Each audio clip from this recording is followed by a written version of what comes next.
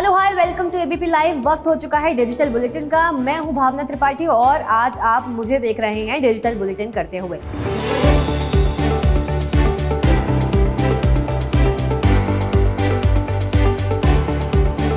Bulletin की शुरुआत करती हूं एक खबर के साथ जो कि हल्द्वानी की है। 50,000 लोगों का फिलहाल बच गया है घर। हल्द्वानी अतिक्रमण मामले में आज सुप्रीम कोर्ट ने क्या कुछ कहा, आइए आपको बताते हैं।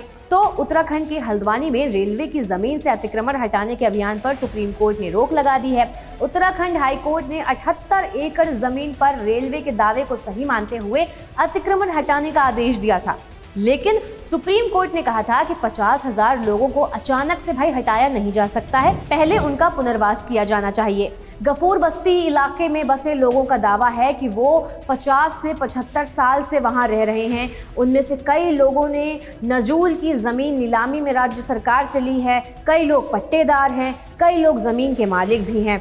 वो हाउस टैक्स भरते हैं, उनके पास बिजली का कनेक्शन है। उस पूरे इलाके में लगभग 4500 घर हैं, वहाँ स्कूल हैं, मंदिर मस्जिद भी बने हुए हैं। सुप्रीम कोर्ट पहुंचे याचिकाकर्ताओं ने ये भी कहा कि जमीन रेलवे की है ही नहीं। मामला आज जस्टिस संजय किशन कौल और अभय एस ओंका की बेंच के सामने लगा। जजों ने पहली सुनवाई में ना तो याचिकाकर्ताओं के लिए पेश वकीलों कोलिन गोंजाल्विस और प्रशांत भूषण की बातों को विस्तार से सुना, ना ही रेलवे के दावे को सुना।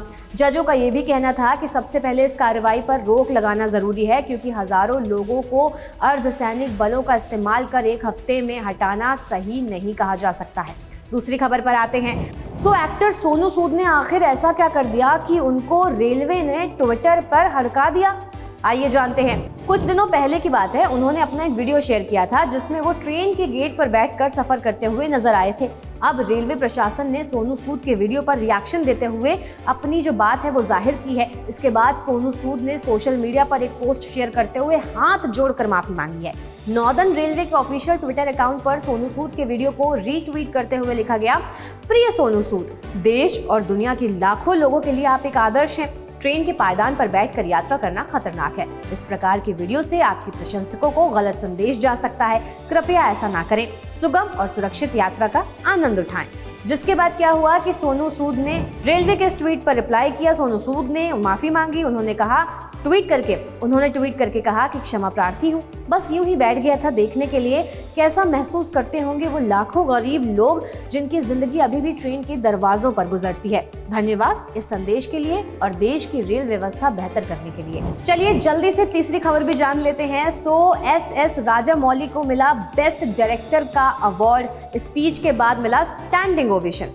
क्या है पूरी खबर बताती हूँ आपको। फिल्म निर्देशक एस राजामौली अपनी ब्लॉकबस्टर फिल्म RRR के साथ एक के बाद एक नए सफलता हासिल कर रहे हैं। हाल ही में उन्होंने न्यूयॉर्क फिल्म क्रिटिक सर्कल में सर्वश्रेष्ठ निर्देशक का अवार्ड अपने नाम किया। निर्देशक ने अपनी पत्नी रमा राजामौली, बेटे SS कार्तिकेय और परिवार के साथ अवार्ड शो में शिरकत की थी। अगली खबर की ओर बढ़ते हैं। अफगानिस्तान ने कहा है कि चाहे परमाणु बम गिरा दो, लेकिन महिलाओं के लिए जो पढ़ाई पर उनके बैन लगाया है वो हम नहीं हटाएंगे। तालिबानी शिक्षा मंत्री। अफगानिस्तान ने लड़कियों और महिलाओं की यूनिवर्सिटी शिक्षा पर रोक लगा दी है। इसको लेकर विरोध प्रदर्शन हो रहे हैं। तालिबान सरकार के शिक्षा मंत्री निदा मोहम्मद नदीम ने कहा कि चाहे अफगानिस्तान पर परमाणु बम गिरा दिया जाए, पर इस्लामिक अमीरात सरकार अपना फैसला नहीं बदलेगी। शिक्षा मंत्री निदा मोहम्मद नदीम ने कहा कि अफगानिस्तान एक संप्रभु देश है। ऐसे में दुनिया के बाकी देशों को उनके आंतरिक मामलों में दखल देने का कोई अधिकार नहीं है। इसके साथ ही उन्होंने ये भी स्पष्ट किया कि उनकी सरकार का फैसला इस्लामिक कानूनों के अनुसार है। अब ये फैसला नहीं बदलने वाला, चाहे जितना दबाव बना लिया जाए। शिक्षा मंत्री ने यह भी कहा कि महिलाओं के विश्वविद्यालय में प्रवेश का फैसला उनके सरकार की उच्च स्तरीय कमेटी ने लिया है। लड़कियों और महिलाओं का पढ़ाई करना इस्लाम और अफगान मूल्यों के खिलाफ है। गौरतलब है कि शिक्षा मंत्री ने हाल ही में कहा कि हमने लड़कियों से कहा था कि वो हिजाब पहने, लेकिन उन्होंने ऐसा नहीं किया। वो ऐसे सज धज कर आती हैं जैसे किसी शादी में जा रही हों। ऐसे में इस्लामिक कानूनों को ना मानने के कारण उन पर यूनिवर्सिटी में प्रवेश करने पर पाबंदी लगाई गई है। अच्छा, आपको ये भी बता दूं कि आखिर शिक्षा मंत्री का ये बयान क्यों आया है। अमेरिका के व्हाइट हाउस ने अफगानिस्तान की महिलाओं के प्रति तालिबान शासन के व्यवहार की निंदा की थी। अमेरिका ने कहा कि वो अफगानिस्तान की महिलाओं के साथ हैं और देश में लड़कियों की शिक्षा पर प्रतिबंधों के तालिबान के हालिया कदम की कड़ी निंदा करते हैं, जिस पर तालिबान के शिक्षा मंत्री ने ये पलटवार किया है। हाल ही में कुछ वीडियोस भी आए थे जिसमें लड़कियां प्रोटेस्ट कर रही थी, यूनिवर्सिटी में ना पढ़ाए जाने के कारण रो रही थी और कई पुरुष छात्र भी लड़कियों को सपोर्ट करते नजर आए थे। क्लासरूम से वो बाहर चले गए थे कि अगर लड़कियों को पढ़ाई नहीं करने दी जाएगी तो हम भी नहीं पढ़ेंगे। आइए बढ़ते हैं अगली खबर की ओर। महबूबा मुफ्ती ने भारत की सेना को कुछ ऐसा कह दिया जो सुर्खियां बन गई।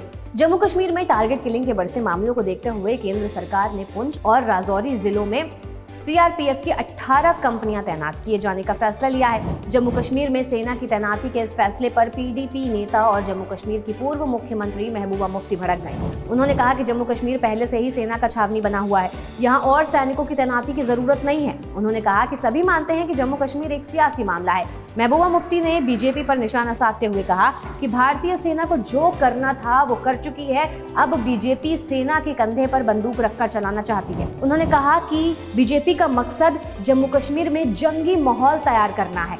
मुफ्ती ने कहा कि बीजेपी यहां के हालात को नियंत्रित करने में विफल हो गई है और अब सेना के कंधे पर बंदूक रखकर हालात जो है वो संभालना चाहती है।